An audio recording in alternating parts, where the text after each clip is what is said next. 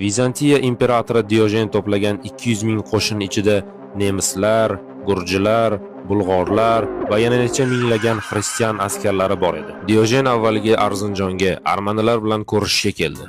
Salom Rimning asl avlodlari. Xush kelding buyuk imperatorimiz. Buni eshiting. Tog'lariga qadar chekinishingizni talab qiladi. Rostdanmi? Juda qo'rqib ketdim. Tezroq qoching beylarim. Turklar qo'rquvdan qochishga joy qidirishmoqda.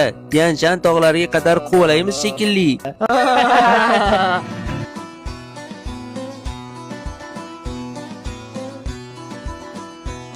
Afandim, bular kim?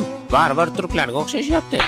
Og'zingni yum, eshitib qolishadi. Ular ham turk, ammo musulmon emas. Eng kam ish haqqi evaziga bizga qo'shilishdi ahmoqlar.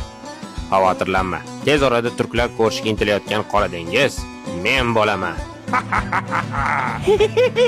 Bu paytga kelib sulton Alp Arslan butun Saljuqiy qo'shini bilan buyuk jangga tayyorlanmoqda edi.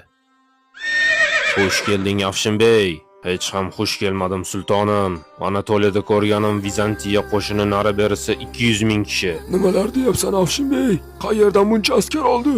Pullari ko'pligidan askar sotib olishganmi deyman. Sening askarlaringni ham qo'shib hisoblasak nari berisi 50 ming kishimiz axir. Endi nima qilamiz sultonim? Yo g'oziy bo'lib Anatoliya jannatiga kiramiz yoki shahid bo'lib oxirat jannatiga. Sizlarga yana nima kerak? Vatanimiz uchun har yerga borishga hozirmiz sultonim.